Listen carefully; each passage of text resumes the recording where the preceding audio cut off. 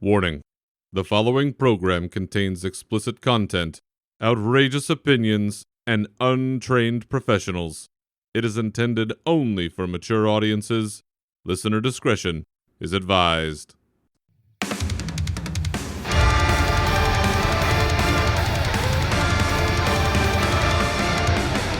Welcome to your uncensored home for World of Warcraft with your hosts, Berzerker and Navox. This is Unshackled Fury.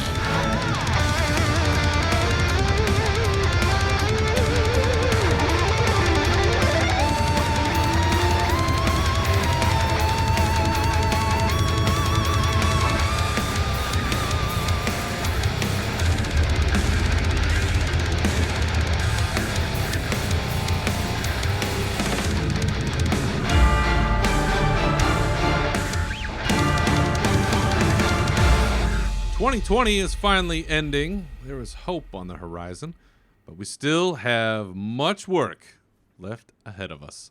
Welcome to episode 82 of the Unshackled Fury podcast, your uncensored home for World of Warcraft news and opinions. I'm your host, Berzerker, and with me as always is the Marv to my Harry. He is Navox. Welcome back again, sir. I didn't get that reference. I have no idea what that one is. Home Alone? Oh my God, the Wet Bandits. The Wet there we go. Bandit? Come the Wet on. Bandits. Okay, there we go. Okay. I'm letting you be. You're Marv. All right. Come on. You did that thing again. I did that thing again. So yes, welcome, welcome one and all. This is our year-end show, and being as such, this is going to be, at least for the two of us, somewhat of a different show. I'm gonna call this a live show, in the sense that I'm gonna be doing zero editing. So whatever we fuck up, it's just gonna stay on the tape. And awesome. Because we still record on tape. That's what we do. And get it out to you folks, because quite frankly, I can't spend any more time editing this year. I've edited enough, and I've got Cyberpunk to get to, so that's how that goes. But yes, this is going to be our year in review, our last show of the year. We're going to take a little time off for the holidays and some other hijinks, but we will be back the week of January the 17th. So don't go too far. We're not disappearing into the Shadowlands or the Ether or whatever else you've got going on, but we will be back. So welcome back again, Mr. Navox. Again, this might be a silly question, but what have you been up to since the last time we were here? I am enjoying the hell out of Shadowlands. I am really enjoying this game again. Awesome. Every expansion we go into, it's always, at the start of it, it's always, man, we're just, it's the best expansion ever. It's the best expansion ever.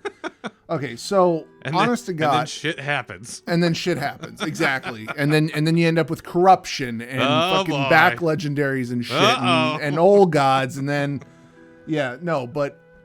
so, this game, I'm trying to put it into words, but it's touching a lot of nostalgia for me, especially with the way loot's working, especially with the way the raid is working. So weapons aren't dropping, and I'm used to this from the Molten Core days. So I'm like, guys, you want the vanilla experience? You're getting the vanilla experience. Thankfully, I was able to get a two-hander Sorrowbane from Maldraxxus, the zone where I hate to love and love to hate. It grows on you. It does. It grows on you. And then Theater of Pain's my favorite dungeon. It really is. But what a turnaround. Oh, it is. I mean, it is. Wow. I still hate running around there, just Yeah. like I hate running around the mall. But the dungeon's awesome. Theater of Pain is awesome. The quest to get the two-handed sword was very fun. Thanks again to Jared, Jingshu, and Marcos, some guys on my raid group. They helped me out with that. It's a pretty straightforward quest. If you haven't done it, Zerka, you should check it out. The next time. I have no idea what this. Where is this quest from? All right, so in the middle, in Maldraxxus, you have the Theater of Pain in the middle. Uh-huh. When you go into the stadium, Yeah. there's a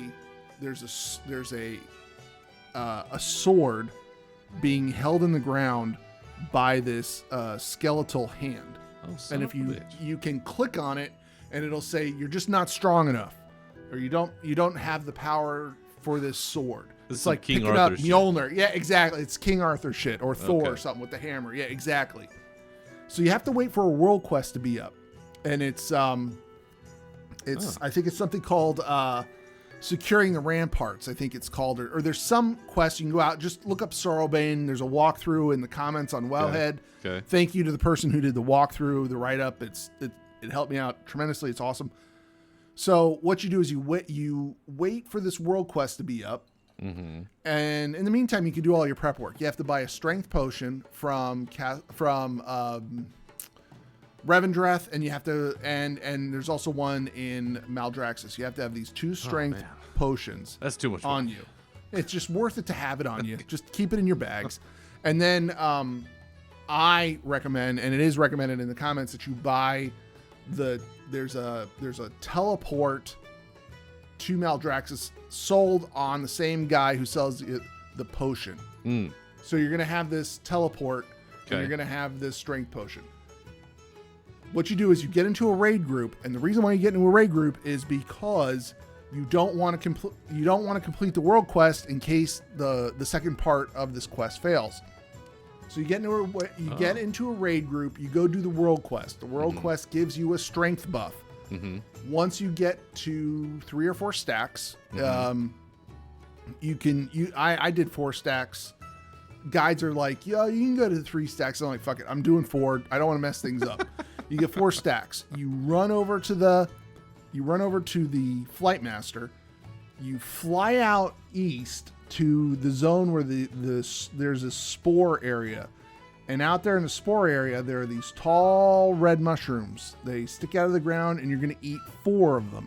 Mm-hmm. And when you eat them, you get slower and slower, but you're stronger and stronger. Mm-hmm. So by the time you eat your 4th one, you use the teleport scroll. The scroll ports you right to the sword. So you don't have to do any running whatsoever. You just port in, you look to the left, there's the sword. You drink both your potions, lift the sword out of the ground, boom, you get an achievement, you get a sword. Wow. And you get the little cousin you get a little skeletal cousin. No, not cousin it. I'm sorry.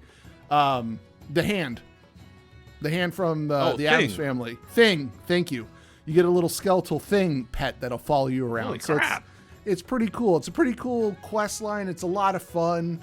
I recommend all warriors, all the 2-hander weapons. Go do it. And I'm still using that weapon because I just they're not dropping. Weapons are just not dropping. It's 180. Good enough for me. So it's 180, 187, I think. Something. Well, if you're not getting any, it's plenty good. Exactly. So I was getting weapon drops in heroic. I was able to get a couple of 170 weapons, and I'm like, well, this sucks. And I end up getting that one, and it works out pretty good. I even swapped to arms because of it. So, wow. But yeah. I don't know how I feel about that, but okay. We'll talk about that more in the show later on because we're going to talk about other things. I could ramble on and on about all this stuff. I could ramble on about but we're going to talk about Torghast. I'm having a lot of fun in the nerfs, the buffs with Torghast, the ups and downs. It's a roller coaster, folks. It's fun. But anyway, how about you? What have you been up to? Oh, you know what I've been up to. Anybody that's seen my Twitter lately, you know what I've been up to. There's only one thing that has dominated my time for months, many months. And that has been the eternal search, the quest for the RTX 3080, specifically the Strix, Asus Strix 3080, and the mountains that we have to climb in order to find one of these damn things. It is unbelievable what you have to go through. And I finally got one. It was a total Awesome. fluke, but I ordered it December 8th. It showed up on December the 12th, and I spent all day Friday and all day yesterday doing all kinds of maintenance to my PC and installing this and fixing stuff, and I am recording right now, as you know, with all the gear installed, intact, everything's running, and it is just phenomenal. Yeah, it looks great. I am beyond surprised. And I've talked to you about like some of the benchmarks and stuff that I've been putting this thing through, because it's an older CPU. So let's just put that out there. This was a system that was built 5 years ago. So I had the 980 Ti's in SLI. It's a 58 i7 5820K CPU. So it's nothing great, but it is a workhorse. This thing is as solid a CPU as I think I could have hoped for. I have a really gentle overclock on it. It's just a 4.0 overclock, nothing crazy, but it's enough to get me just a little bit more performance. I've swapped out. I have no need for 64 gigabytes of RAM, but I have it in there now. Mostly just aesthetic, because listen, RGB equals FPS. That's right. And I don't want to hear anything different. So, I did refresh some stuff. I've got coolant in this thing that I've changed out for the CPU cooling. I had to glue some light stuff down because it was getting a little wonky, and I think one of them already pulled up, so I'm going to have to find maybe a secondary solution. But this thing is just fucking rolling. Like, I went, so downloaded Cyberpunk, tried to last night, but I was getting 0.3 megabytes per second, which I don't know what's happening over there. I guess their servers are just getting crushed from all the people trying to return the game. I don't know. But I decided, well, I'm gonna put it through some paces on some other games. Like I have Total War Troy, which it'll push, and it didn't drop below 100. Awesome. I mean, it was average. And depending, there's 3 different benchmarks. One of them was averaging like 120 FPS in like ultra settings. I'm like, this is insane. So what's nice about a lot of games nowadays is it is GPU bound, and so with these 3080s are no joke. Like I'm not an AMD person. I'm an Intel person. I'm not a Radeon person. I'm an NVIDIA person. That's just right or wrong. That's who I am. But this shit kicks ass, and I'm looking forward to many years to come with this. So for all the trouble that it is, I'm here to say it's legit. It's awesome. Legit. So that has dominated most of my outside game time. Inside game, been tackling the raid. I'm going to talk about that in a little bit. I've been, working on Covenants and World Quests and trying to gear up a little bit because my gear was absolute shit. Now it's just mostly shit. So baby steps, crafted that legendary. I'm still a little lost on the legendary process. I don't know if it's the most intuitive. Again, you shouldn't need Wowhead to play this game, let's say. But no. If that is my one complaint about modern WoW, it's that it is very difficult to play without like a Wowhead nearby, and the fact that they point you from the official website to seek Wowhead as a resource. Yeah. I know. There's nothing I can do about that. So, but it's been great. Shadowlands, we've been very high on it for many months. Things that we've seen, stories that we've heard, player feedback, like we've been high on it. But to see on top of that the critical response, which has been people being very high on saying, the game is different. We've talked about this. It's a different game than it was, but it has to evolve. I mean, it has to evolve. Oh, absolutely. Over time. At 16 years old, shit, you have to. It's wildly successful. And we'll talk about a little bit of the numbers later, but it has been a great expansion. It's a beautiful expansion. I'm enjoying the story so far. Still continuing to do that. So yeah, it's been a fun couple of weeks with moments of stress thrown in. We've got the holidays and all the other Michigats going on. So, that's what it is. So, being that this is the last show of the year, got to send it off in style before we get into our minor bit of news and then year in review. We got to have a final rage portion of the year. And I actually added one because pulling back the curtain here a little bit. I do notes for the show, and then I'll work on, here's the topics I think we're going to talk about. And then I send them over to you, we banter around a little bit. And okay, what do we want to talk about? How are we going to say this? Yada, yada. For the rage portion, I did have one thing on there for you, but I added another thing. So. Oh, no. Okay. Because when I thought about it, I'm like, if there is a whole real world entity or entities or individuals or collectives that need to have a moment in the sun in this particular space on our show, it's more than just the one I sent. So short but sweet. Here's our final rage portion for the year. And really, I want to say fuck you to COVID. I want to say fuck you to the COVID deniers. I want to say fuck you to the COVID deniers who refuse to wear masks. I want to say fuck you to the people in our government who didn't help.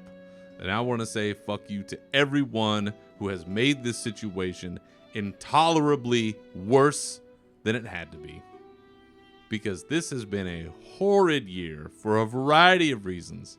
And it did not have to be as bad, but it was made infinitely worse by stupid people.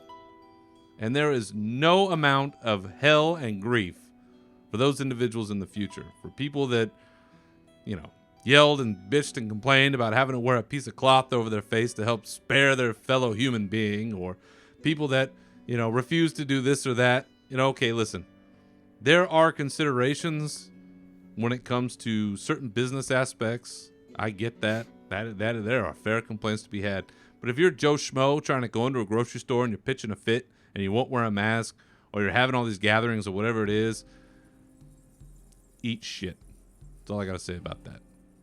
Another group of people who can go die in a fiery death are the scalpers out there. The people who prevented us from getting these graphics cards that we've been pining away for all this time. The people that are scooping up PS5s and keeping these poor kids who saved up their allowance for 2 years from getting them. You guys can all take a flying leap into the center of a volcano for all I care.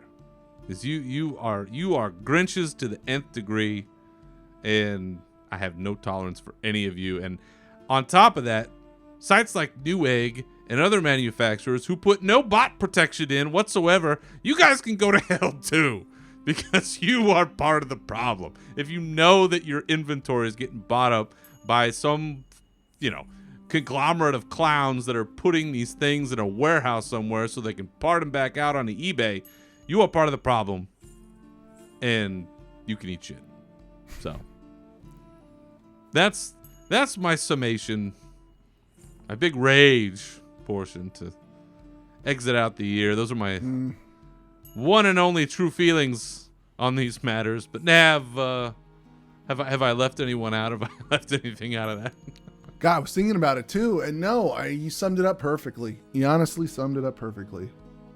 I have a newfound respect for our dentists and I'm trying to think, other doctors, the surgeons who have to breathe in those masks every day. I'm honestly thinking back, like dentists, they wear those masks all the time, and I can't believe they just can't breathe in those things when they're fixing our teeth. I'm gonna just, hey. All the frontline workers, all the people in the grocery stores, all your medical professionals. The fucking thing that really drove us nuts was if we had a mask on and you had, it was like a magnet drawn to you. Like you would have these fucking people who they had to walk towards you because you had a mask on and they don't have a mask on. That shit drove us nuts. Like we would, what you've seen, we'll talk. Well, I think we'll talk a little bit more about this later, but what you've seen in Florida, I think is very different than what I've seen, at least in my area of California. it is bizarro world in Yeah. Florida. It absolutely is. Yes. Yeah. So those are my heartfelt holiday wishes to those fine groups of people. But Nav, on this year-end show, we do have much better things to talk about. Yes. The first being, we have a raid. We have a raid that's been out. Castle Nathria. Am I saying that right? Castle Nathria. Oh, Nathria. Nathria. Oh, I like the way you say it better. So we've had just a little bit of time here, a couple weeks, couple chances to clear it out. The world first race is ongoing. It's I believe 8 out of 10 right now is the mythic lead, complexity limit, Echo, and Pieces. I think they're the leaders with somehow Method rose from the grave and still around, but that's where it stands right now at 2 p.m. in the afternoon on Sunday, the 20th September 2020. Nathria, so far, I think has proven to be a challenging raid, let's say. I know we didn't just go in there and stomp the shit out of it. We may have been a little undergeared. It's an interesting raid, very gothic and cool, I think, in its aesthetic. I really enjoy it. There's lots of RP, way more than I thought that there was going to be, but I should have expected it. But so far, your thoughts, sir, on Castle Nathria and how it's been going? I think this was a great start. This was a great starting raid of the new expansion. The environment is interesting. It's fun. The boss mechanics are all very fun boss mechanics to try to figure out. And you will find that a lot of the guides out there are saying do one thing, and we found ourselves doing another thing altogether. So it was really nice because we were going in there with there are a couple, you go out there and you look at Fat Boss TV, or you look at Ready Check Pull, or you look at these other these guides. Like even Hazel put a guide out too, and they're really good guides to get a look at the fight, but take those as just sort of don't take it to don't that's not the end all be all. Like, design the fight around your raid group that you're going in there with, because there's a lot of different ways you can do the fights. Who's your preferred since we're on that topic, who is your preferred outlet when it comes to strat videos? So, because they're all very different, right? Where Fat Boss is like nitty gritty, down to every minute detail. I don't like that. No. Whereas we used to have the line of sight guys and did a 2-minute. I was gonna say, Tava and Tova with the line of sight videos. They did a phenomenal job with that, and that's why I like the Ready Check Pull guys, because they do a similar format. They're like, here's the fight, start to finish. Tanks, here's your mechanic. DPS, here's your mechanic. We suggest doing this, even though you're going to see us do this in the video. But yeah, the Ready Check Pull guys are my favorite. So yeah, but I think the raid's got a really nice mix of single target and AoE fights built into it. So if you're a type of person that doesn't like to switch talents up, no, it's fine. Just stay how you are. You're going to be able to DPS the fights, especially, Oh, the other thing that's nice is we didn't steamroll normal. So normal. So remember when you used to go, and this all changed in MOP, where when you had normal and then heroic felt heroic, and then that was it. That's all you had. And then they were like, okay, well, you know what? We're going to add mythic. And mythic's the new, and you had to get in the mindset that mythic is the new heroic, because back in the day it was, do we want to try this on heroic? And now it's heroic became the new norm. Well, norm is the new norm. We went in there with our gear and we didn't steamroll it. We got up to council and it gave us a little bit of a trip up, and then we moved on. Once you got, we made it all the way to Denathrius. On the second week we made it to Denathrius. Sounds like a roll to me. We're only 5 out of 10. Well, no. We actually we had there was a soft reset in the middle of our raid group, and I believe you guys start on Wednesday night.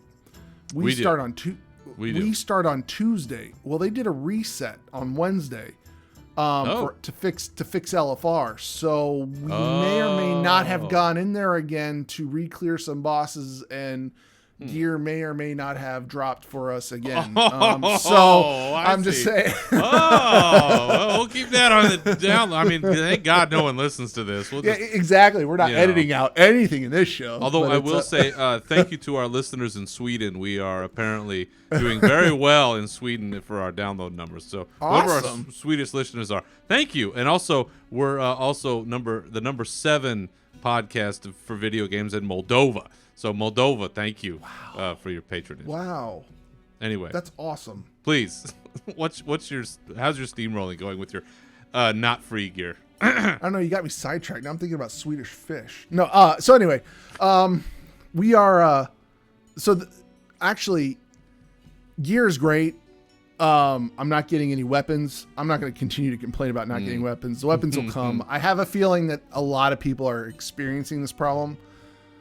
Yeah. But my favorite fight in there is actually the council fight. There's a mechanic in there where it's the dancing macabre they have, and it's like an intermission between phases. And the neat thing about this council fight was we went in there looking at a certain strat to run, and we actually went completely opposite the strat altogether, and we ended up killing the 2 guys and then the lady at the end. I forget what their names are off the top. I should have put that in the notes. I haven't gotten there yet, so I don't know.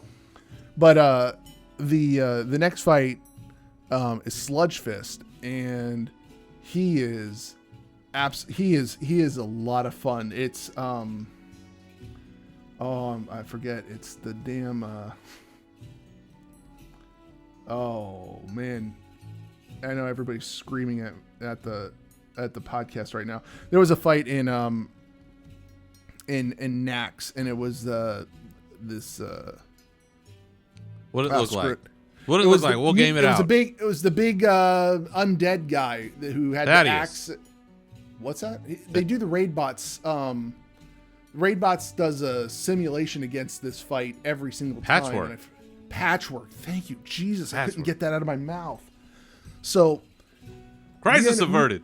We went in there, crisis averted. We went in there, and we went in there on Sunday, and I was like, they're like, we need a backup tank. So I said, okay, great, I want a backup tank, because I love tanking this expansion with Kyrian. I'm a Kyrian Fury Warrior, and it's a terrible. Kyrian is terrible for Fury. It absolutely for Fury, it's terrible. I love it, but for Prot, it's awesome. And we'll agree to disagree on that one.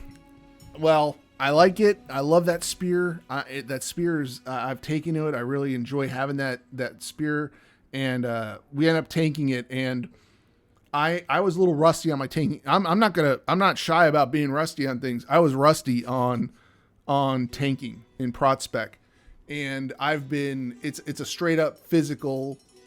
It's a physical mitigation fight where both tanks have to be mitigating damage at the same time. Mm-hmm. So it's not like one tank is tanking and the other tank is just sitting there. Oh, I'm going to off tank. I'm going to taunt whenever, blah, blah, blah. No, it's both tanks have to be hitting their defensive cooldowns at the same time because both tanks are taking the same amount of damage. And it's funny because halfway through it, my dedicated healer whispers to me, he's like, hey, you're not hitting ignore pain. And I'm like, hey, you're absolutely right. I'm not hitting ignore pain. He's like, hit ignore pain. And after 2 more pulls, he whispers me back. He's like, that was so much better. He's like, I was like, that's awesome. So, we're having a lot of fun in there, and it is, it's I don't know. It's a very welcomed first fight. I mean, looking in hindsight into Battle for Azeroth. Mm-hmm. With that first raid we went into, it was just old deer. I did not like that one at all. See, I thought that was a good intro. We just, as Alliance players, we had no connection to it. Like, why the fuck are we here? Okay, they're trying to make a new old guy. Okay. Yeah, exactly. But this time around, It's pretty clear. We all played the story, and we all know Yep. what's going on. So yeah. And when you guys do get to the Denathrius fight, you will. I think you will enjoy that fight. That fight is a lot of fun. That's we haven't downed them. We got halfway last week and had to stop because we got right up to our closing time. But it's a lot of fun, and Cool. yeah, we're looking forward to jumping into it in Heroic eventually. But yeah, There's some great mechanics, and I think that that's one of the things that can either make or break the enjoyment of a raid, right? Is it's not sometimes it's not about the story, it's not about the environment, it's just what literally do I have to do? Is it fun because it's always going to be a challenge, right?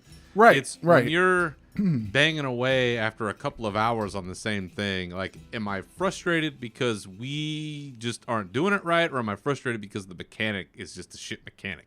I mean, we killed Sludge Fist before those mythic groups did. Nice. See? You ought to be sponsored. That's right. We killed Your them method's within looking for new people. That's right. I think we killed them in like 15 pulls, and it took them like 800 something pulls. I don't know. Yeah. But anyway. Same difficulty? Say it. Nope. No. Damn. Yeah, it's a good first raid. We're yes, halfway absolutely. through, like I said, so I'm interested to see the back half. Now, I do understand that once you kill or defeat, I don't know if you kill or how the fight goes down necessarily, but at the end of the Denathrius fight, there isn't a cinematic. There's actually a quest that you have to complete and then turn in, and that's when you get a cinematic. Oh, good. For the Okay. end of the expansion. So, or not the expansion, the raid. So don't That's it, folks. yeah. So don't freak out. Don't freak out if nothing plays. My understanding is that there's something more. And Awesome. we didn't put this yet into anything, but there are other in-game cinematics that have been data mined that you and I have not talked about yet, and we're not going to talk about them on this episode because honestly, I haven't gotten to them yet in the game, so I'm not sure when exactly they happen, because I think there's one with Sylvanas, there's a couple with the Jailer, there's like, so Okay. if you go on Wowhead or MMO Champion or any of these other ones, they've had them posted for weeks, honestly. Oh, And see, I haven't seen any of that. And I Yeah. know that you get them with the Jailer, you get it by legendary turn-ins. That's what somebody said, that when you turn in enough legendary items. It's like 15. Oh wow! See, I don't have them. I'll never see that one, so I might just have to Okay. watch that one. But there's one with Sylvanas where apparently she reveals what her like actual plan is. Okay, that's news to me. Shit, I'm I didn't know like, that. okay. Okay. Yeah, but it's tied to completion of a certain quest Man, I've line been or out up of to the a point, loop. and I haven't done it yet. So I'm just waiting. So That's cool. If you're waiting for us to talk about that, that's why we haven't talked about it, because we haven't got it yet. So that's how it goes. The other sort of big kerfuffle that's been going on more recently, other than kicking ass in Athria, Torghast. So Torghast came out. You and I have played it in beta and alpha, and we've been high on it like crazy. Like, it's super fun, crazy abilities, stomping the shit out of places. It's awesome. It came out. Shadowlands comes out. It comes out with Shadowlands. I will be the first one to raise my hand and say I thought that it was tuned too hard, because what we experienced in the beta or the alpha or whichever one it was not nearly as difficult Okay. as what it was when it was first put out live. And I was actually pretty surprised. I was like, oh, damn, this is a little harder than I thought. I mean, I know my gear isn't great, but shit. Like, when Rommel and I were leveling, and you have to go through that first time, whatever it is, to save Bane, and you're fighting that boss, we barely made it. And unlike me, Rommel's good. Like, he's the best warrior I know. And the two of us were like, ooh, we barely got through that. So I'll be the first to say I thought it was tuned too hard. I mean, if I can barely get through 2 levels, and there's no way I was getting through a 3rd layer, and I'm like, oh, fuck this noise. I guess I'm going to wait. Well, they've had a bunch of tuning changes, and then most recently it was confirmed that they are nerfing Torghast like across the board. Like health is coming down. It's going to get easier. They're going to do stuff with abilities. There's a whole litany of changes that are going on right now. I believe Polygon had an article recently where they interviewed Ian Hazzakostas where they talked about it. So I think that's the right move considering how many layers Torghast is ultimately going to entail. I think it should be easier in the early stages. The ramp up between boss and trash, I think that gap is way too wide. That's just you're cruising at a good clip, you're building up your powers, the whole thing, and then you get to that end boss, and it's like, well, there went 4 or 5 lives, and I just wasted 45 minutes and an hour, 2 hours, depending on how long that run just took me. That's frustrating. So I'm good with it, but I have seen fair amount of complaining that the difficulty is the challenge and that is what makes it good, and by making it too easy you're undermining the potential of Torghast. I disagree with that. I think that there's a healthy balance, and it can be super hard the higher you go up, or you do the 18 level one that's coming in this halls or whatever, and it can be as fucking crazy hard as you want. For you, Navox, looking at some of the things that have been announced, and the community discussion we'll see around this, what are your thoughts on the difficulty of Torghast and where it stands and maybe where it should go? I honestly don't see a difficulty in Torghast whatsoever. It's because I play a prot warrior. I just go in there and I melt shit.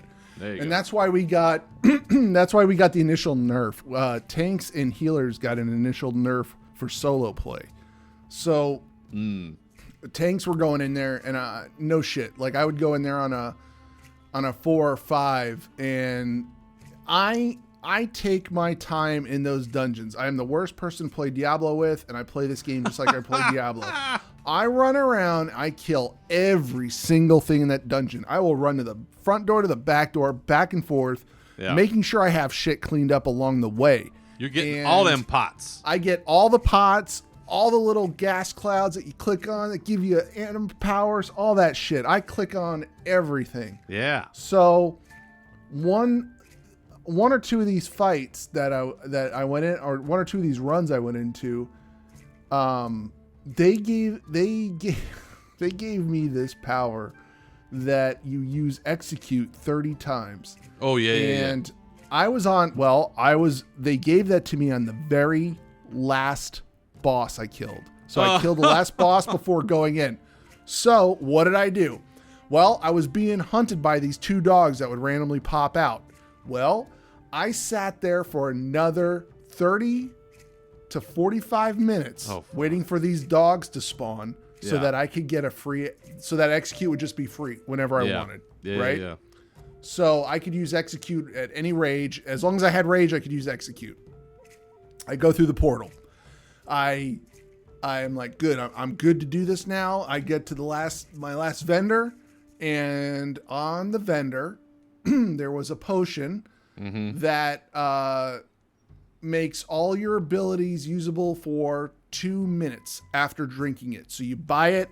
The idea behind this potion is, it's not a potion. Oh, it is. It's typically a potion. It looks like a little fire bottle. You drink it. This is the one where nothing costs rage. Nothing costs rage. Oh yeah. I drink it, charge in, I pop avatar, and just fucking execute spam, and I killed the boss in like 30 seconds. I was like, boy, that was easy. And that's the key to the whole thing. To some that's degree, the fun thing. It's the randomness. If you get something like if you get like the best combination is like that, and the one where like Spear of Bastion, like at least as a period, gets jacked up, and so boom, you drop that spear, and it lasts for like a minute or some crazy thing. Yeah. And then you're just executing with no rage, and then there's the other one, which is I think a 30% damage boost as long as you stay in combat. And so it's like you line all that stuff up, and you feel like a fucking god. It's amazing. Yeah. Those are the ones you want. I do understand how some of the DPS were like, it does get hard because with a tank, you do melt stuff and you weren't taking as much damage. Now, after what they did, I am a little more cautious about what I'm pulling. It feels just about right now, because I will tell you this. I went in there on a 6 on my Prot Warrior the other night. I did the left-hand side. I got to the last boss, and the last boss was growing exponentially with I guess the longer the fight goes on, he was getting a buff, and he was getting harder and harder to kill. That came down to the wire. Like our health, my health was down to like 10%. His health was down to 10%. And I was just executing, and I had a file, so I was able to drink a Kyrian vial and just get a little bit of life, and I killed it. But one thing I have to say about the people out there bitching and moaning about, oh, this is way too easy. Get the fuck out of here with that shit. Like, listen, you fucking love chores. Like, how can you make chores last longer for us? Get the fuck out of here with that. And it's gonna get harder. It will. And it's not all the way unlocked. Right, exactly. They're going to make it. There is a Torghast for those people.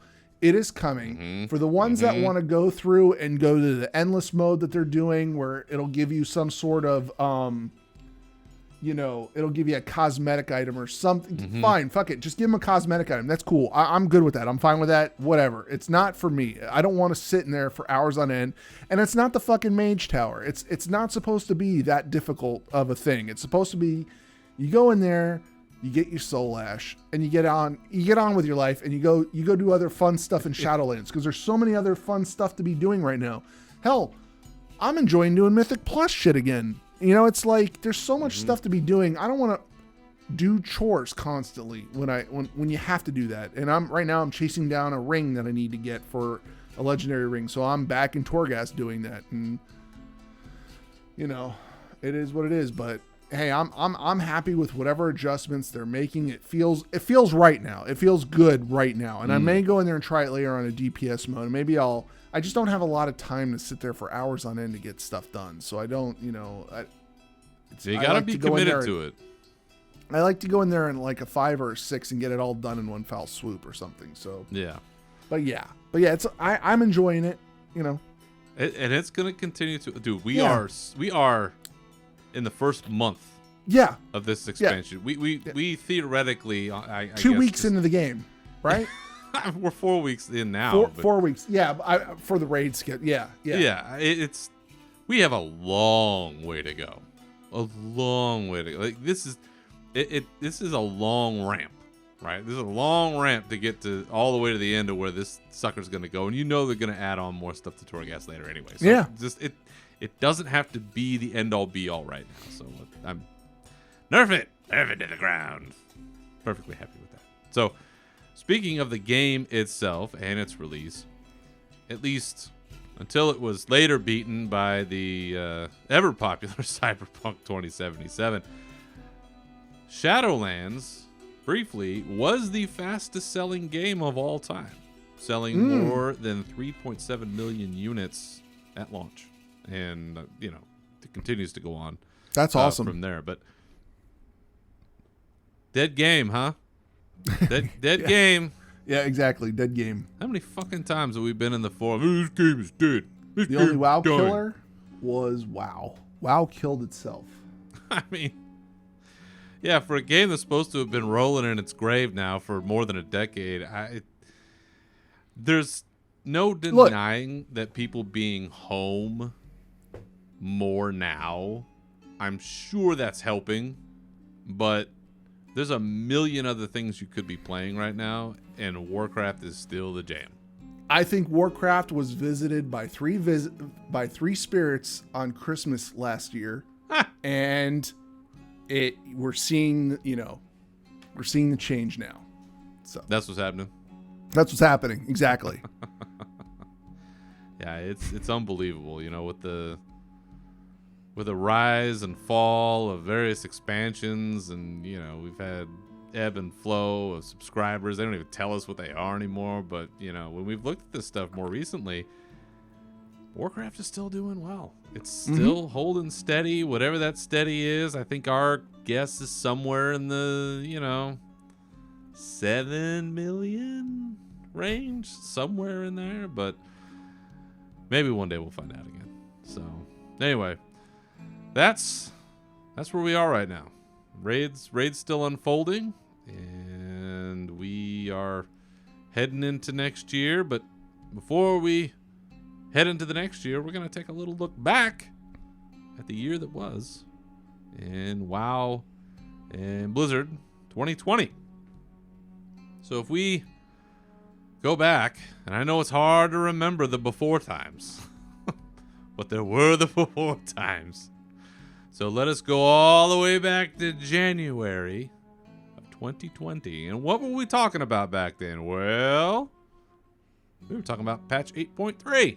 This was Battle for Azeroth, heading into the final giant leg of the Battle for Azeroth era. And it's hard to believe that it lasted that goddamn long, but that is how long it lasted. That was the patch where we got the cinematic with Wrathion and Anduin. Had to punch her around the world. We were granted our cloaks and visions and assaults and powers of the old gods and all of that jazz came almost a year ago. I mean, that's how long ago that was, and it feels like sometimes even longer. And I know that you touched on it a few minutes ago, but would you care to give our listeners your final thoughts on corruption and all that came for us players in terms of borrowed power in patch 8.3? God, what a shit show. Cloak was okay. The Cloak was okay. Visions were okay. Assaults were just world class. But the fucking corruption balancing ruined the fucking game for me. I did not like it at all. Like, if you didn't have, for a warrior, if you didn't have Twilight Devastation 3 or something, you were just fucking useless. And it was it was, exactly. It was just, I didn't like it. And for, for what it's worth, it ruined the fun for me. It was not universally loved. I'll say that much. It seemed like there was, people really don't like RNG. And that is something that it's both a blessing and a curse in this environment. But man, if there's one voice that's been very loud collectively, it's people do not like RNG. It's like, I want to know where this thing drops from so I can work on it or grind at it. Or I want a certain amount of certainty about what I'm doing. And so this did not help, certainly in that regard. And in that month, along with all of that stuff, we also got the final raid, Nyalotha, which I really liked. I thought it was a good raid. It was the last fight sucked, but the raid itself, I thought it was a great environment. It told the right story. It got me going. I understood what was happening. The environment was just fucking wild. Too many tentacles, at least for friend of the show, Copperbolt. For real. She was not having it. Can't say she was the only one. Eventually, it even started to wear a little thin on me. I'm like, I think I'm good. I don't even see another tentacle for a while. Staff of Tectus. But that, did its job, I think. It conveyed what it needed to convey. It was a challenging raid.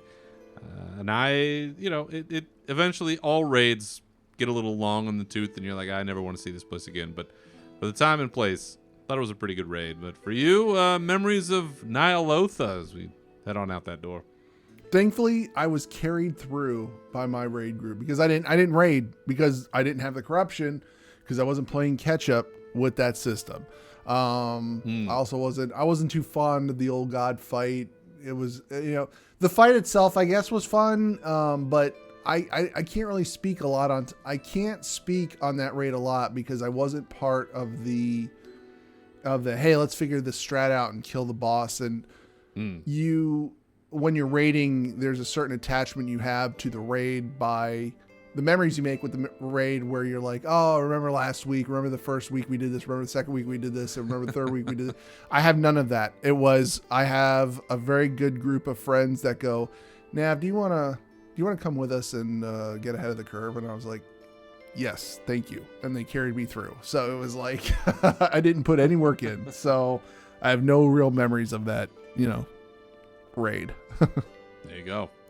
Well, heading into February, still in the before times, The race to world firsts was happening, as it is happening now, and it was won by Complexity Limit, which I think that was the first time it was a non-method team winning in That's right. like 1,000 years. So I was pretty happy about that. But one of the other big things that happened that was only confirmed somewhat recently, you and I actually guessed the correct weekend for BlizzCon. Oh, awesome. That's right. Yeah. We looked at the schedule for the Anaheim Convention Center, which, there's no real soothsaying, I guess, going on. We just looked at the calendar and we're like, what weekend doesn't have anything on it? Because they always like to surprise us, which I love that the convention center is in on that, in on that ploy with Blizzard. Like, yeah, we're not going to put anything on you, because there was some vendor that, oh, dude, they got this weekend open. It's October the 24th. Yeah, can we get that weekend? Nope, sorry, it's all booked up. But there's nothing on the calendar. Sorry, can't tell you anything about it, but there is something happening. Yeah, yeah. That's a tough spot to put your staff in. But we did guess it all the way back in February that was going to be the right weekend. And we did see that post later on saying, yes, October, whatever it was, 23rd, 24th. I'm looking at my calendar. Yeah. That third, what was it? Fourth Friday of October. That would have been it. So, yeah, that was a right guess, but that was also not to be. Although we didn't know that at that time. I think other really big thing that happened that month was Warcraft 3 Reforged was finally released. Oh yeah, I did play a fair amount of it. I haven't played it in a little while. I want to finish the campaign just to see it, in this sort of updated version. I think it ended up being more of a disappointment than people had hoped, because some things were updated, some things weren't. Some of the, I think, multiplayer stuff or the the map stuff wasn't quite up to snuff. There were problems. And I think for as big a reception as they were hoping to get, I think it was tamped down some, but it's still a great game. It's still RTS, pure, uncut RTS. If you want that classic, real Warcraft, not World of Warcraft, but Warcraft experience, I mean, it's the place to go. And it looks nice. That was the thing for me. It looks nicer on updated, screens and equipment and stuff. So I enjoyed it. But did you ever buy it? Did you ever play it? No, I didn't pick it up. I never picked it up. You had enough. I mean, you got I played World it. of Warcraft. What do you? I have World of Warcraft, and it's tough going back to playing the RTS, I guess. But I have nothing. I have no problems with the game. I have nothing. I have nothing bad to say about the game other than I didn't buy it because I just didn't have enough time to play it. And I'm playing World of Warcraft all the time. I love leveling my alts. So yeah. That's a nice problem to have. Also, I think at that point we were dealing with. It's limited to a cruise ship, and it's going to go away in like a couple days. And oh yeah. That's what we were dealing with at the time, and I was like, if that's the case, why is shit disappearing off our shelves at the time? So let's let's start a little bit of stock. Let's get on the safe side and start stockpiling a little bit at that point. I think that's where we were at. Yeah, we started seeing some definite signs. Some weirdness, like something going on, like You always see it in the movies, right? Yeah, exactly. The one-offs of the zombies are not. We don't even know they're zombies. There's just like somebody disappeared. Well, it's that innocuous. Like, why don't we have any more Chex Mix? We always have. Well, that's strange. Why don't we? And then later, come to find out, fucking sacks of grain coming out of Chex Mix got the scourge plague. That's what happened. Right. But last thing for February is that's also when we learned about the Shadows Rising and Exploring Azeroth books. Yes. I just finally received the Exploring Azeroth book. Oh, nice. Eastern Kingdoms just a little while back, and it is one of, just so people know, it is one of the most unique pieces of literature that Warcraft has put out for themselves. It's really funny. It's really unique. It's basically written in the form of like a diary almost from the perspective of Matthias Shaw with these little notes from Flynn scribbled on top of them. Oh, And sometimes that's they cool. go back and forth on the notes, That's and cool. it's fucking hilarious. And That is cool. you know, we talked when we and we'll mention this again later. Is, you know, when we talked to Madeline Rue, they're talking about the development of that relationship and something that they were, you know, very purposeful about. And you see very much the fruition of this in the Exploring Azeroth book, because the banter between the two, even written, it's hysterical. And I'm the first to tell you, I didn't think it would be like, I'm sure it'll be cute or amusing or whatever and pique my interest. It's really funny. And you can hear those voices just, you know, very dry on one end and you know, very piratey sort of on the other. So it's good. But on the other side of that, yes, heading into March, the whole world came to a grinding halt. That's right. We were sent home on March. We were sent home permanently on like March 14th. I think that was it. March 13th, March 14th. We were sent home, and that was it. Yeah, March 16th for us. We came in the office that Monday, and we were all signed out and home with equipment by lunchtime. And that was it. So, yeah, March 2020, the pandemic, you know, pretty much hit everyone around here, you know, all at once. And depending on how you took it or what you did, you know, things changed. Yeah. And, you know, for us here, I've been teleworking this entire time, which I did not do before. My wife is teleworking, has been this entire time, which she'd never done before. She is likely to continue teleworking probably in perpetuity. Yep. I don't know what's going on with my job or my office, but there's a good chance that we will probably be teleworking at least through, if not halfway through next year, all of next year, so even longer. Our son has, you know, had all of his schooling online, and I know that they're doing some hybridization models here and there where it's, you know, smaller groups and off days and stuff like that. To be quite frank, our county is in one of the worst crises when it comes to COVID numbers in California that you can get. Our positivity rate at one point was nearing 20% or 18, some crazy percentage. So I don't know if there's any chance of that. So that poor kid's been cooped up here all this time. You know, we only shop once a week. You know, I'm the only one who goes out. My wife is high risk. So it has been a fundamental change all the way around. And so, you know, at the top of the show, when I'm angry and telling people, fuck you, when there are many of us that are making our own kinds of sacrifices to keep each other safe and keep other people safe,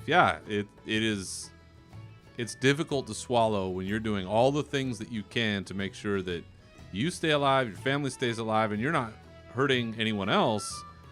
And I've got people in my own family like, well, we're going to take a 2-week road trip and visit 7 states.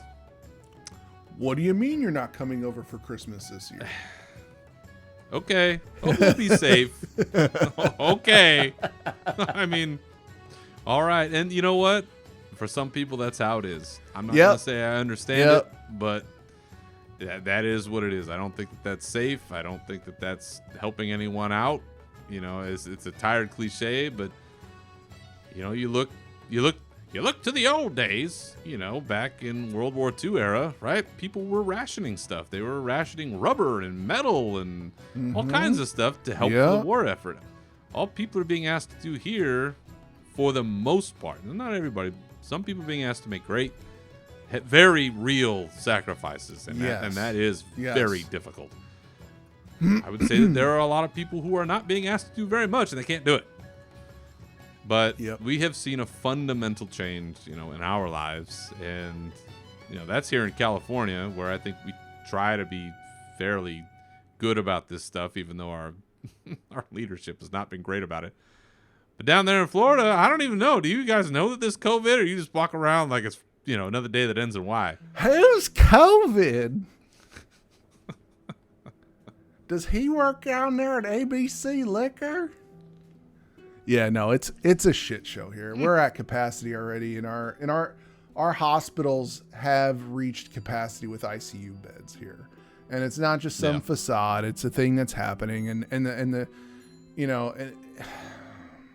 Yeah, our two local hospitals are full. Yeah, it is. It's yes, people are recovering from it. Yes, people are recovering from it, and they're promising things on the horizon. Sure. But it's not. This is not something that's made up. So, it's it's been interesting because, I've basically gone through and sterilized my Facebook page of everybody that I went to school with at some point, and you became friends with people on Facebook because I once knew this person, and it's like I don't want to listen to your shit anymore. You're out of your mind. So. I dumped a lot of people off Facebook, but in Florida, it's for the most part, you can, man, we almost paint a target on us for wearing the mask and driving around in a Subaru and shit. It's like, it's just the way it is in Florida. There's plenty of room out here, buddy. You don't feel like driving across, the lower 48. Just make sure you lick every light pole between. That's right. Yeah. Build up that immunity. So March, obviously, right. Big deal. Things changed, but even amongst all of that, life does still continue to go on. We find ways to adjust. We are a resilient species, if nothing else, and so yes, we go on. And Warcraft goes on, and Blizzard goes on. So we did have, at the time, a look into Blizzard's finances. Things are still continuing to look up. Analysts are still unsure about some of their long-term strategies. Are they going to get in on these next-gen consoles? Like, what's going on? The Shadowlands Alpha was announced. We didn't get it at the time, but we did get word, like, hey, it's coming.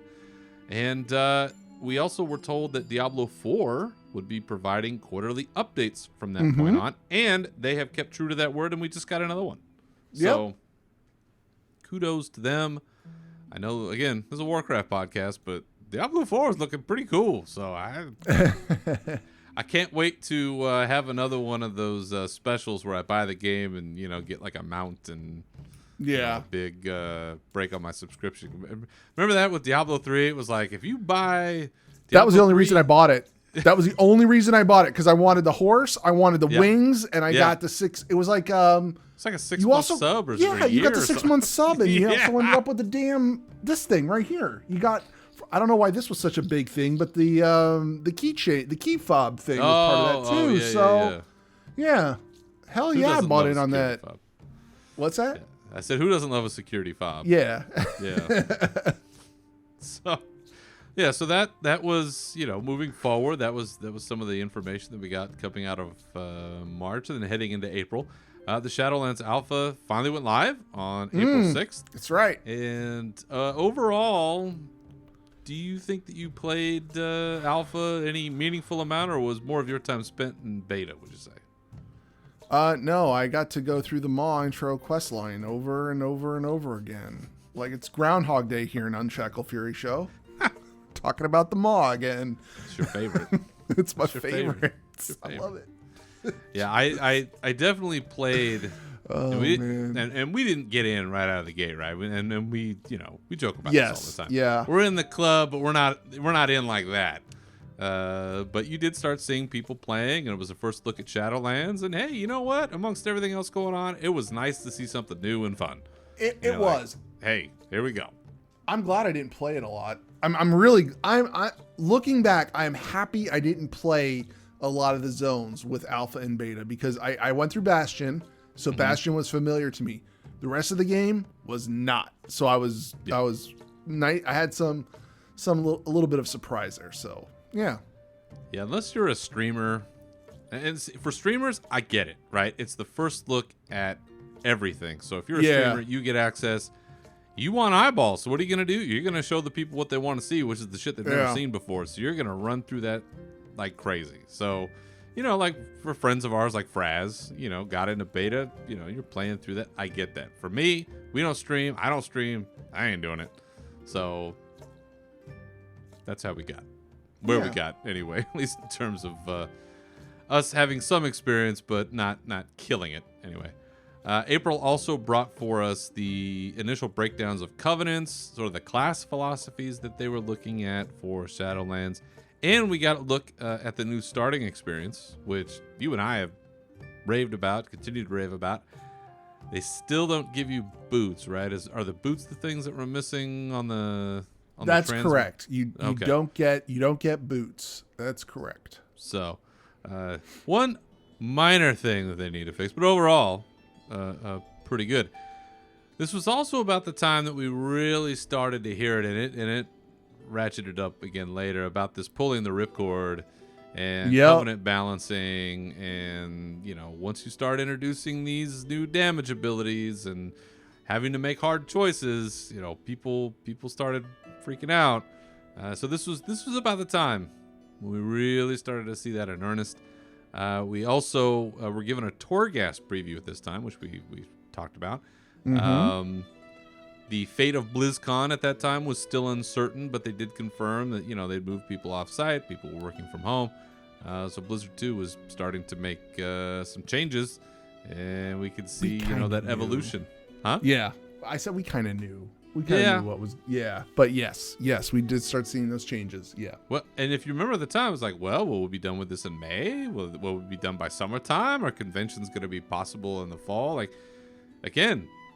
With this evolution, we don't really know how it's going to unfold, right? No, and I believe April was the month where we were at the phase of the Surgeon General coming out and going, here's how you make a mask out of a t-shirt. That's the phase we were at, instead of, hey guys. Still early. Heading into May was a good month for us. We had a guest, which we rarely do. Des Mephisto. That's right. Came on this show, so we got a chance to talk to the leveling extraordinaire that is he, Des Mephisto, and has shown no signs of stopping. Leveling, Torghast running, like dude is everywhere. So he's out running wild doing his thing. And I think I've mentioned this before, but for folks that thinking about doing a podcast, or folks that may have a podcast of their own that are listening to this for some unknown reason, had a bit of a technical issue when we were interviewing with Des when my computer crashed halfway through the recording, and sometimes that happens. And this is mostly the reason why I like editing stuff most of the times. I can cut that kind of shit out and be like, yeah, well, it's seamless. That was not great, and it was really embarrassing. We rarely have a guest, and that looked really bad. But appreciate Des coming on and weathering that particular storm. May was also the 15th anniversary of Leroy Jenkins. The great Leroy Jenkins. What do you think will live longer, The Legend of Leroy Jenkins or Warcraft itself? Warcraft. I think Warcraft's going to live longer. Yeah. You think in 100 years more people will know Warcraft than Leroy Jenkins? Yeah, I do. All right. I think that's fair. To your lament earlier, this is also when corruptions became available for purchase to try to override the RNG madness. That's right. That still didn't fix it for you, though, did it? It made it a little more fun to play, but it didn't fix the game to where I was jumping for joy and jumping back into the game. And I believe at that point I was done with raiding and stuff at that point. So I was just, you know what, I'm just gonna log in and have some fun. There you go. And that was it. But I will say that, loading the weapons up with the massive beam from space that that's why that everything. Devastation was shit. that was the shit. That was fun to melt stuff with that thing, and when it procced, it was something. So when you get that top rank, it just goes whoa. Yep. So it made it a little bit more fun to do. Yes. And last thing for May, that was when we got into the alpha. That was when we confirmed, at least from our vantage point, that we are on the D list with the fourth wave: A list, B list, C list, D list. We got in. We did get in, so that was our first chance to take a look at things. and plow around in there. Take a look at Torghast. It was interesting early on, seeing all the stuff unfinished, and it's really seeing the nuts and bolts of it being put together. To me, that's the most interesting part of getting in early. It's seeing it when it's incomplete and like where they're putting stuff. That to me is actually the most fun. We also got an Ouroboros preview at that part of May, and they started letting us in on the customization updates that you and I have raved about ever since. For June we took a break this year. Yeah. June in this country, in the U.S., it still is a tumultuous time with everything that was going on with COVID. That was one thing, but then we had the murder of George Floyd. We had other social and civil unrest going on. It was very much in the heat of it at that time, and so we took a break because we felt it was best not to try to take attention away from these important issues. We talked about things that we can do ourselves to help strengthen and support our community here more locally with Warcraft and gaming. So we did take a break then, and I think it was well served. Those fights continue. Obviously, not everything gets fixed overnight, and people aren't everywhere and everything they want to be because some folks went out and said some stuff. Like, their concrete change still needs to come, and you still need to support folks out there, and Black Lives do matter. I don't know who needs to hear that, but Black Lives Matter. Yes, it's that hasn't changed. So got to continue supporting our folks and trying to get word out there that there are folks that still need help. So let's help them, help our community, please. Coming into July, we came back. We interviewed Madeline Rue, the author of Shadows Rising, and she kind of gave us some insights into what it's like working for Blizzard. In some respects, it's very constrained. Here's what you have to talk about. Make it happen. And in other instances, there's a little more freedom. She got to come up with some good Anduin stuff. That was cool. It was a good story. I mean, I listened to the audio. Yeah. It was a good book. I enjoyed it. For a mostly Horde book, I liked it. Yes, exactly. There was a lot of stuff about Talanji. Talanji's a great character. Don't get me wrong. All the stuff with Talanji, awesome. Getting in on the troll side of things, cool. All right. Like you said, I was good. I was on board, and then you're like, yeah, 4 horse, right? I'm like, you're right. Not every book can be just about Varian. I know. I did anyway. He better not fucking show up Ventir. That's all I have to say. Like right now, he better not just pop. Oh, by the way, guys, I'm Ventir. No, I don't know. Motherfucker. That's a tough one because he's he was of two minds literally at one point. So honestly, he's probably gonna be Maldraxian. I bet because of the green stuff. I don't know. We'll see. The warrior mentality. I mean, yeah, it makes sense. It wouldn't be my favorite. I hope he, right. I would love if he showed up as a Kyrian and like retained some sense of himself and like went up and like slapped Uther and was like, bro. God, I want to slap Uther so fucking snap bad. Out of it. Jesus, yeah. What are you doing? Yeah. Come back. He and his wild eyes. There's some shit going on with that. I can't wait. Also in July, I did talk a little bit about why I left the Convert to Raid Guild. And not much to say there. I hope things are going well over there, and I hope things are looking up. And for all the folks over there that are friends of the show and listen to the show, I hope everything is well. And that's all I had to say about that. This was also when we first got some idea of when Shadowlands was going to be released. John Haidt, one of the producers over there, said it was going to be a fall release.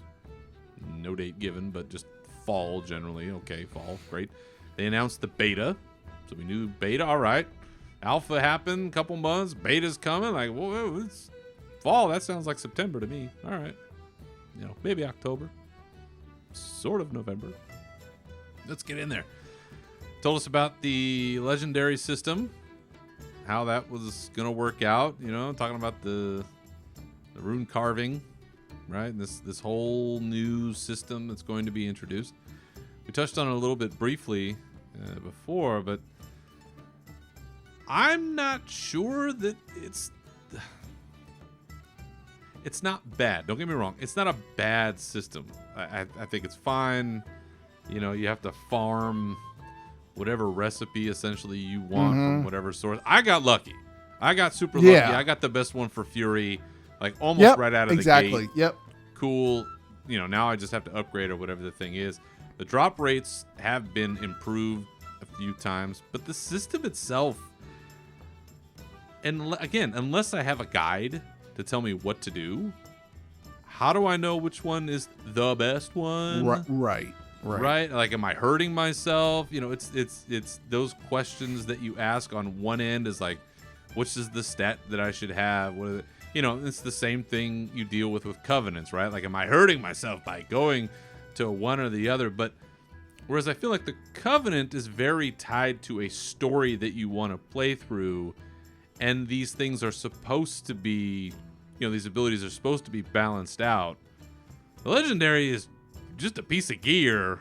Right. It's not really tied to much of anything, and there's definitely going to be some that are way better than others, and you don't really have much of an idea of what that is unless you go to outside sources. So I'm a little 50-50 on the legendary system so far. What's your experience been like? You know, I crafted pants for Fury, that's what I did. I was like, well, that's cool. I got the Fury pants, but they're only good for Fury. Like, I wanted something that would be good across all three specs, and now I'm running Torghast again to get something like a ring, because a ring will work across 3 different specs, you know. So, I'm having a lot of. I'm not gonna say I'm having a lot of fun with it, because it's fucking expensive to buy the Shadow Gas, the armor and the equipment and stuff like that, and you know, I'm thankful that there are crafters on our team that they've sunk, honestly, got millions of gold just to get their stuff up. You know, it's crazy. You know, it's but it's better like or worse than grinding for 6 months to get a legendary. Yes, better than that. I would say it's better than that, because you get a legendary right out of the gate. You know, and for the most part, people had legendaries in week 2. That's crazy. Yeah, exactly. And it's just, you know, crit and haste. And the nice thing is the legendaries are only like 191 starting out, and you're getting 213 gear in normal. So, or no, I'm sorry, you're getting 200 item level gear in normal. So, and we also got the vault now too, but we'll talk about that. That's coming anyway.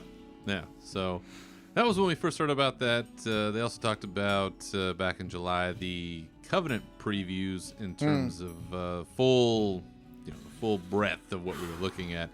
And again, you know, the Covenant switching, that drama is kicking in. Like, what's it going to cost me to switch? And am I going to have to, you know, this boss is a Venthyr boss, and this boss is a Kyrian boss. You know, that's what they were trying to avoid. They've avoided that, I think, to a great degree. But that was, you know, a lot of the conversation that was going on. They also talked about the updates to the guards. We touched on this. Was they updated the gender and race, you know, combinations across the board with all of the guards that we saw, like in Stormwind, and it's a great change. Haven't seen anybody complaining about it, so they should probably keep on working on that. Keep doing it.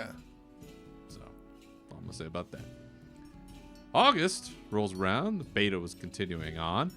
We had updates to conduits and covenants, and adventure table stuff was shown to us, and we had some heirloom nerfs where they changed how the heirlooms work.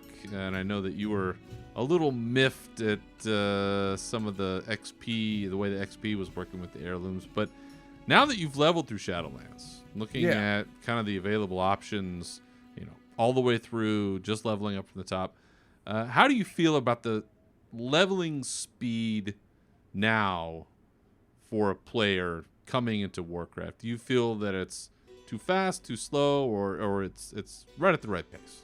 I think it's right at the right pace, because they've made it fairly easy now. Like, if you want a little bit of a challenge, go with the Threads of Fate leveling experience. If you just want to straightforward do the storyline mode, you know, and sure, at the very end of it, when you hit 60, you've still got a lot of quests you've got to do before you can select your covenant. For me, that's not a problem. So I haven't leveled an alt. I've been trying to get my alts through the maw because that is just the worst part of this That's your wall. Fucking expansion. It's just like it's doing its job. You hate it. You're supposed to hate it. I do. I hate it. It's a horrible so much, place. But I just want to get all my characters over. And also, it's interesting that you said, this was back in August. I haven't been in Stormwind in a month now, I think. I haven't gone back. Like, I haven't done anything. Thanks to everybody who's brought an auction mount into Shadowlands, because I don't need to go back to the old world. That's a great point.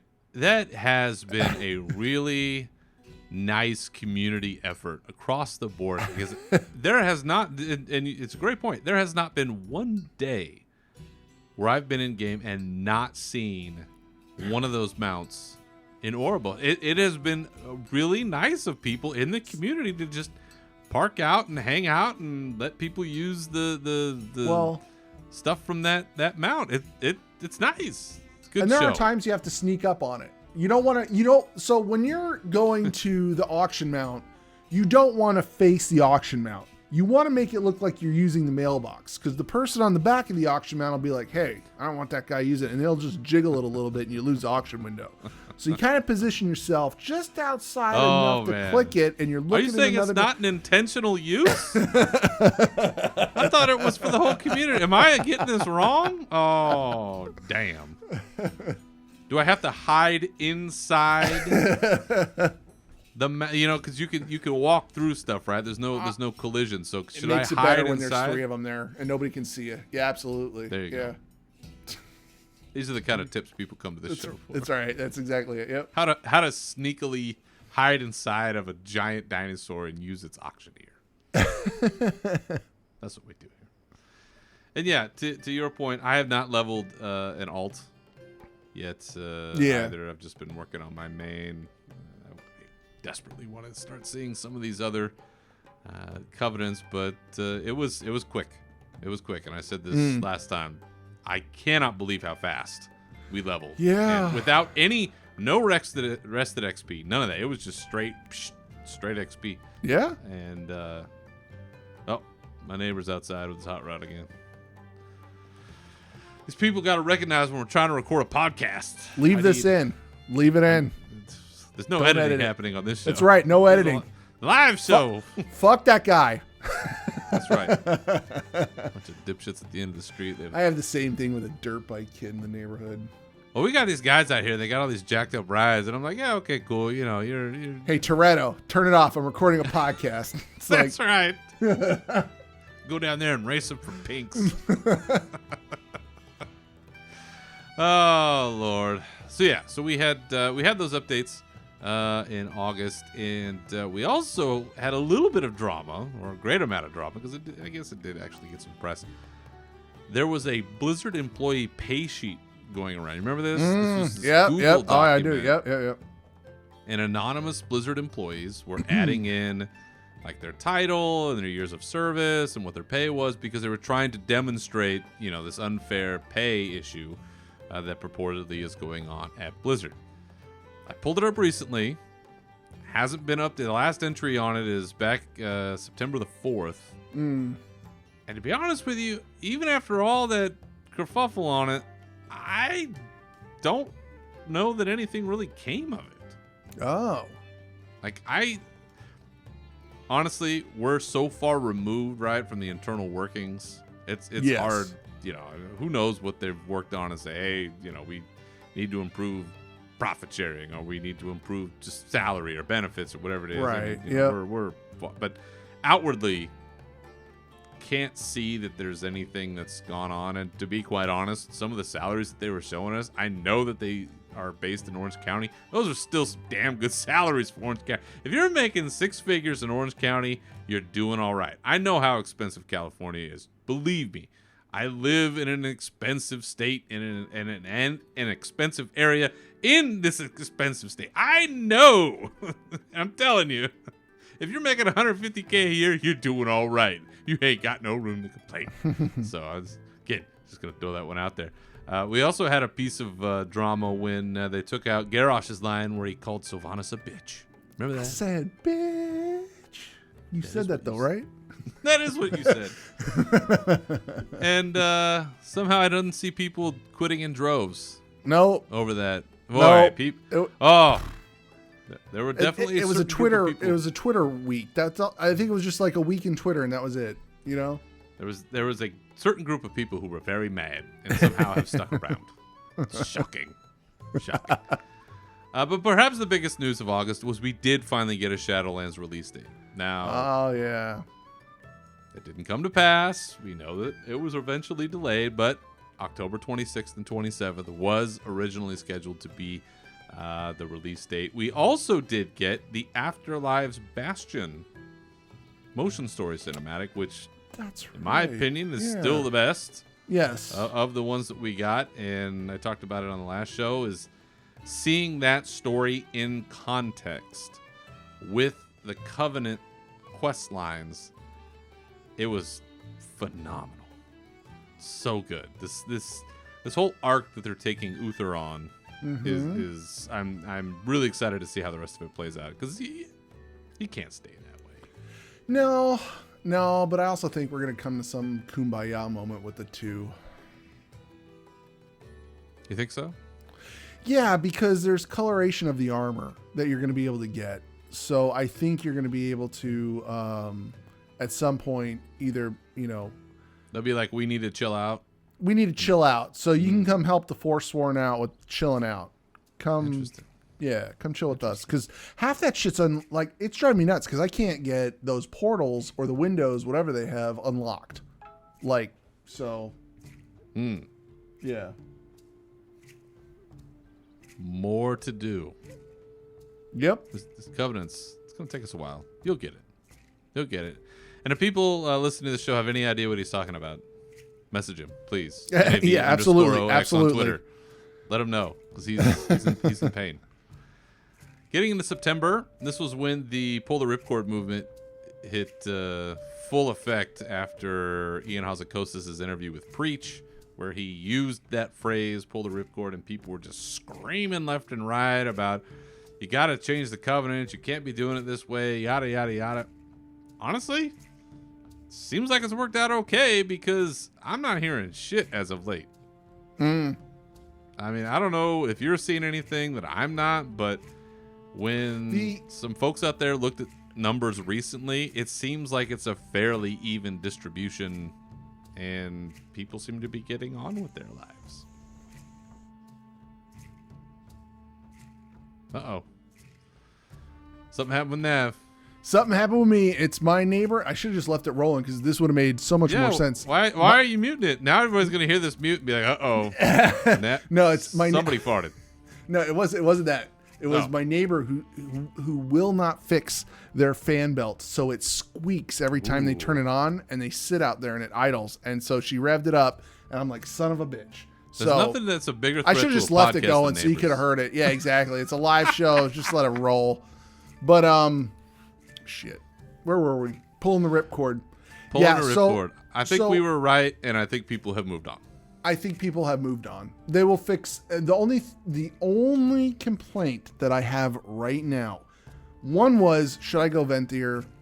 Because I was going back and forth because the execute is just so much. It's a lot of damage for Fury Warriors and Arms Warriors in general. Blah blah blah.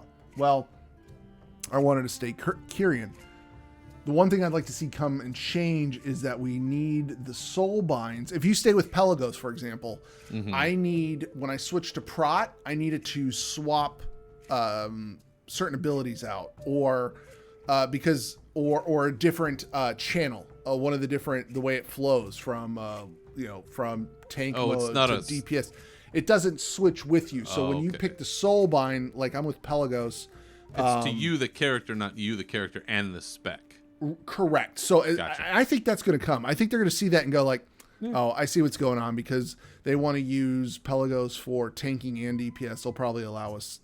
I can almost guarantee that little change is coming, especially, or they might adjust some of the other soul binds for tanking and DPS. So we'll see. Have you used your power as an influencer to let them know? You know what? That's a great idea.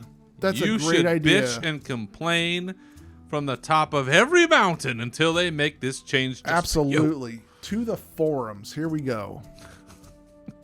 Sir Ian. Dear Ian. Dear Ian, we know that everything we complain to you about, you lose sleep over. And you were Stop just like, what you're doing and listen to me. I cannot wait to get to work the next day so that I can make sure that Navox can switch specs and... Let me put that note in my phone. Hold on. Yeah, hold on. I'm going to stop this episode of MASH and I'm going to start making notes. Oh, God bless this community. We also got all of the other Afterlife cinematics in September. Maldraxxus, Ardenweald, and Revendreth, Draka, and Ursoc got some limelight. We also got Syrden Hathreus being introduced to us in the reel as every aristocrat you ever want to punch. Yeah, it's true. Great characters, right? Yes, but, yes. Boy, just love to hate them. And we also started going down another road further just about what the philosophy of death is in the Warcraft universe, because with Shadowlands it really blows open a lot of these concepts. So on this show we had more of those discussions. There was also a great interview with Steve Danuser where they were asking him some of those same questions, where he confirmed like there is permadeath, double death in the Shadowlands. So like your soul gets sent to the Shadowlands, and if you die, if you're destroyed in the Shadowlands, like you are really gone. So like Ursoc, he is gone. Yeah, but nobody asked him the real questions, though. Nobody asked him the real questions of, when you die in Shadowlands and you run back to your corpse, why is your soul slower than you? Like, you're floating along as it goes. Why are you slow? No legs. All right, fair. All right, fine. You're going as fast as the winds will take you. I don't know. The solar winds. Winds. Fuck. That's it. Show's over. We did actually. You and I did mention something that surprisingly was kind of an innocuous comment, I guess. But we mentioned Ysera. Like, could Ysera be somebody that we see, or what happens to Ysera? Back in September, and we were right. That was such Ysera ended up being such a focal point of Ardenweald. I love that she was a pet, and that was cool. So, the more I've thought about it, the more you realize how powerful some of these other entities really are. Yes. And we're gonna see some shit. That's all I know. Yeah. We're gonna see some shit. We also voted on a new mount way back in September. If you remember this, there was an option for mounts. I voted for Slime Saber deal. Yep, me too. I guess we're gonna be rocking the Ent. We're all gonna live out our Hobbit fantasy whenever that comes around. This must be a BlizzCon line thing. I don't know. I don't know. We'll find out. The Great Vault. We talked about the Great Vault back in September. Have you gotten any gear from the Great Vault? I got a pair of gloves from the Great Vault this week. How did that work? How do you feel about that mechanism? You feel like that's a good I actually like it. No. I like this mechanism a lot. Actually, hold up. I got a chest piece from the Vault. I got the gloves from the quest following. We got a weekly quest. Like in the dungeon guide, we got a weekly quest to go and do 4 dungeons, and you get a piece of 213 gear. So you got a piece of heroic. You got a piece of heroic gear this week just for doing some dungeons. And then we cleared out. We were able to down 7 bosses, so we were able to choose something out of the vault. But you also, if you do Mythic Plus, you have a chance at loot from the Mythic Plus thing. I just keep going for I'm going for the raid stuff because I want the transmog. I mean, I really do want that transmog. It looks pretty cool, and you get the red good one. Plate transmog. Yeah. So it, I like it. I like knowing that one night, if you raid one night and you clear 7 bosses, you have a chance at some gear. So hell, you even have a chance at some gear with I think it's just like a couple bosses, like one boss. I think you have a chance at some gear too. 7, 3, and 10. There you go. I mean, that's really good. Yeah, I'm jazzed. I'm gonna see my first piece next week, so I'll see how that works out. So as September closed, we knew that Shadowlands was on the horizon for the fall, right? And then we knew it was gonna be released in October. but we still hadn't seen hide nor hair of our pre-patch, which, we always get that pre-patch when we got stuff going on and abilities change and a bunch of updates prior to the actual expansion hitting. We had no sign of it. None whatsoever. No idea what's going on. Coming to October, they finally tell us, well, Shadowlands is going to have to be delayed. We recognize that there's more work that we need to do. And you know what? With everything that's happened with Cyberpunk, I think Blizzard has been validated 1,000 times over. Please take the time to get it right. I mean, and in that instance, I'd have told CD Projekt Red, take another year. I'll keep waiting. Yeah. Blizzard decided we need to take time. So we're going to delay it. We don't have a date right now, but there is going to be a pre-patch. It's going to happen October 13th. So we did get that. Anduin and a bunch of the other leaders were captured in that cinematic that we saw at the same time that the pre-patch hit. And we had a bunch of other activities to do. And so coming out of now that pre-patch, we've been playing around in Shadowlands, so thinking back a little bit. What were your thoughts on the pre-patch events? Because I know for me, it did underwhelm. I did expect a little bit more mayhem, I'll be honest. I thought there was going to be a little bit more craziness happening, and it felt like, okay, people log on to get their bag, and people log on to get their shot at a Drake mount, and I'm just boss hunting at that point. There really wasn't that sense of, oh shit, everybody's turning into a zombie dread, right, that I thought we were going to have. So it did feel a little underwhelming. Only 2 shots, because, or however many it was at a 1 shot a week, right? So we only had so many shots at Nathanos as a world boss. Not too many chances there, and I got the wrong gear. They were giving me not what I was spec'd into, so that was an awful set of circumstances there in terms of upgrades. But for you, how did the pre-patch end up working out for you? I got the bag on most of my characters. I just wanted to get the bag on my alts because they don't have any bags, so I wanted to get that one bag. And other than that, I tried to get the plate transmog. I thought I completed the set. Turned out I didn't complete the set. I'm not too hurt over it, but it just kind of drove me nuts that I didn't complete the set. It was fun. I mean, it was fun. I like these events because it's a way to gear up your alts at the end of an expansion. And then they eventually changed the world. They changed it from spawning. It was 20 minutes, 20 or something minutes, and they changed it to like 10 minutes. So you got more rotation in on the bag. And Wowhead was great with saying, hey, look, here are the times the bag boss is going to be up, so you don't have to sit around and wait. You can just check the times and but it was all right. We got to see the skybox change, things like that. Pretty cool. Yeah, it was pretty cool. So one of the other things that did happen was they announced BlizzCon Line. So we knew BlizzCon was probably imperiled, and it was, but BlizzCon Line has been announced. So they're going to try this virtual thing. That's coming February the 19th. That's coming up just here in a couple months. And we don't really know a whole lot about what's going to happen. But you know what? Something's better than nothing. And I'm happy to see whatever they got for us.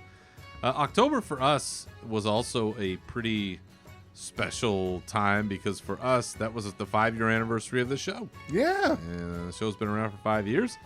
We announced and launched our new website, unshackledfury.com. So, most people aren't listening to a podcast on a website, I don't think. It's more of a central hub of like if you need to find where our shit is, that's the place to go. So we did that. And so 5 years for this show. And I really appreciate people listening to this show because it's still wild to me that anybody would.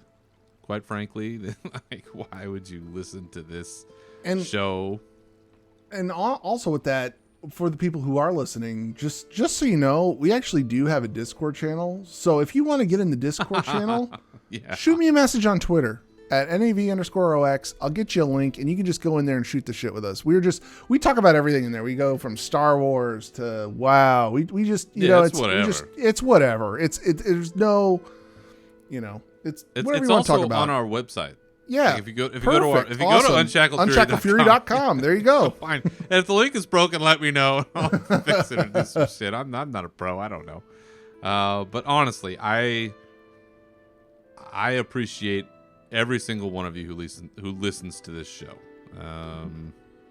It's wild to me again that people do, but I see the numbers and I see how many people listen to the show, and it's not an insignificant amount, and it is surprising to me, and I really do appreciate it.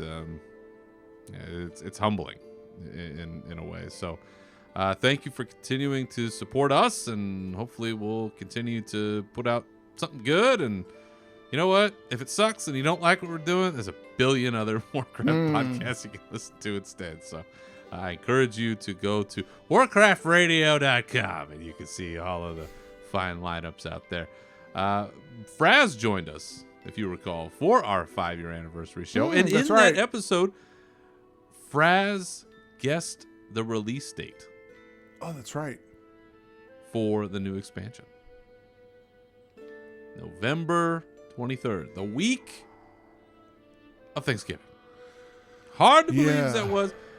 We gave them a little grief. We're like, no way, Fraz. That doesn't sound right. But Fraz, well, guess what? They were right. So heading into November, obviously, that was the big deal. Shadowlands launched on the 23rd. We also did have the 16th anniversary of Warcraft right before that. But for Shadowlands, early impression, early grade. If you had to give it a grade, old school, elementary school grade, A, B, C, D, F. What grade would you give Shadowlands 1 month in? 1 month in, I'm going to give it a B.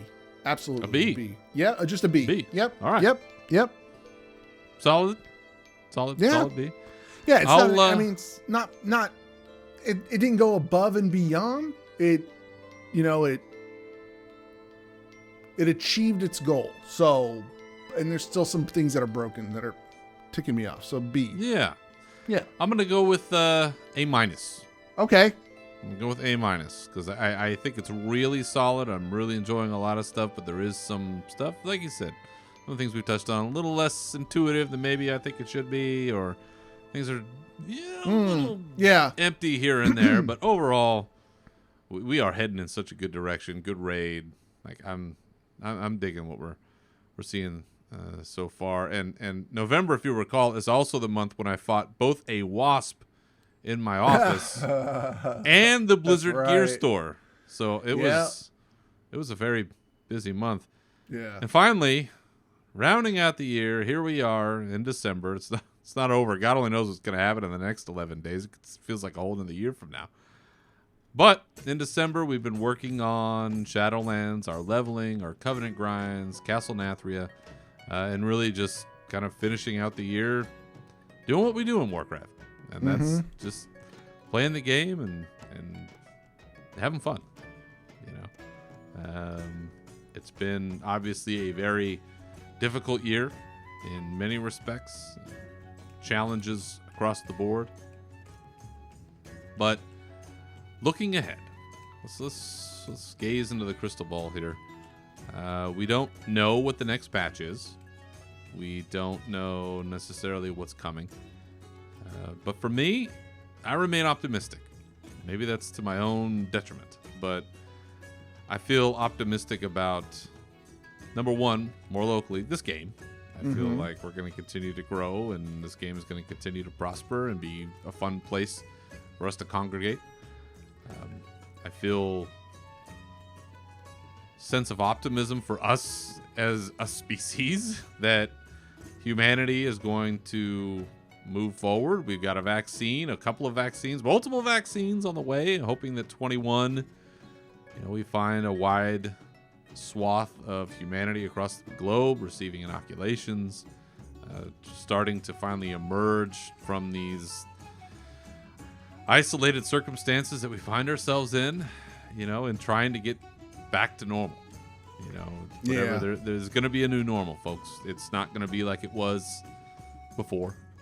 Things are going to be different. There might be some more subtle changes that are longer lasting as time goes on, but I feel a renewed sense of optimism for 2021 that I did not feel earlier. And so as I look into things, I'm looking forward to finally trying to get back to some sense of normalcy, to being able to see family and friends again. Yeah. To go out to some of my favorite restaurants again without freaking out or having some kind of a problem. And for Warcraft, I think it's going to be a great year.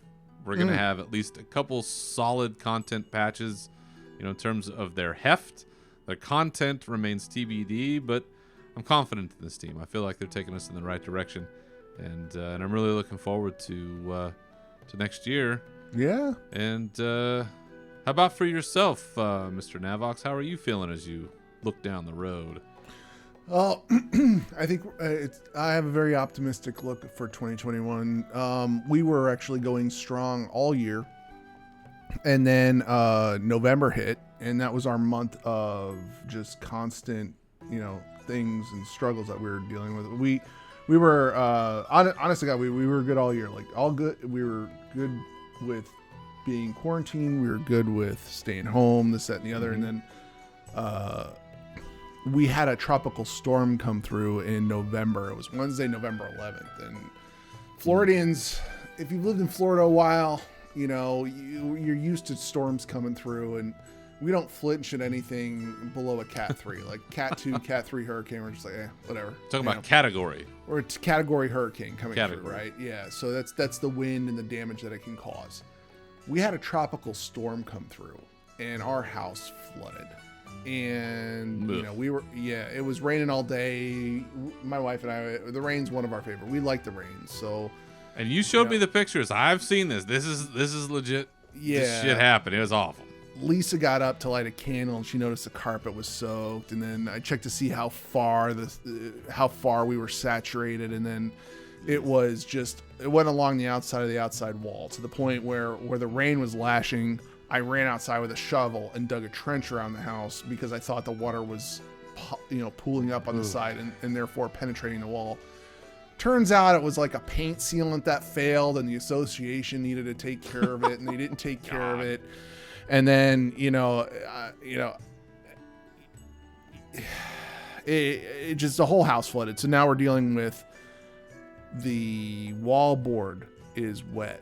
The carpet is wet. Everything is wet. Thankfully, I was able to get stuff moved fairly quickly so that the electronics didn't get ruined, this, that, and the other.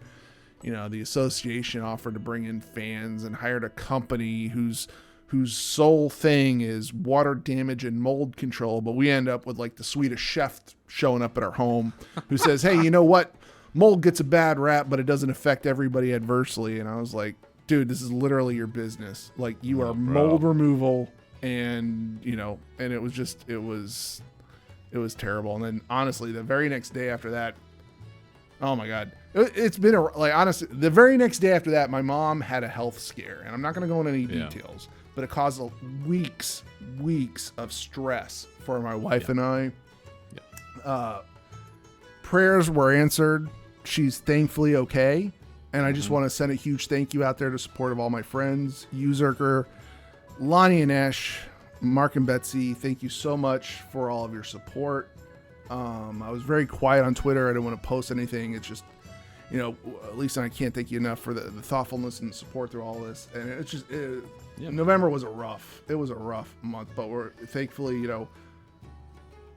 I'm coming down from it, but the stress continues. So it's like, it's tough, but there's a lot of people in this world that are hurting, and it's just, if it's worth it to reach out and talk to somebody and make sure, not me, I'm fine. I'm good. I'm just saying, if you know somebody who's out there hurting and stuff, reach out there and talk to them, and, just maybe they just want to talk, that you don't know who they have, who they don't have, and but I am very optimistic for 2021. I am. We saw a change this year. We saw some big changes this year that needed to happen. And we're not that podcast. We're not that type of podcast, but that change needed to happen. And, I'm just thankful that it did happen. And, we'll see what happens going down the road. We can, Gonna be But different. Gonna be different. It's gonna be a lot different. Yeah. Like my boss said, he said to me the other day, because I had a meeting with him, and he said, he's like, I think you guys are gonna be work from home now permanently. I was like, wow, that's big. That's huge. Like I didn't think, I didn't really, I didn't think anything of it, and you're gonna see things change in your environment, and hopefully for the better for everybody. So I'm hopeful. So we'll see.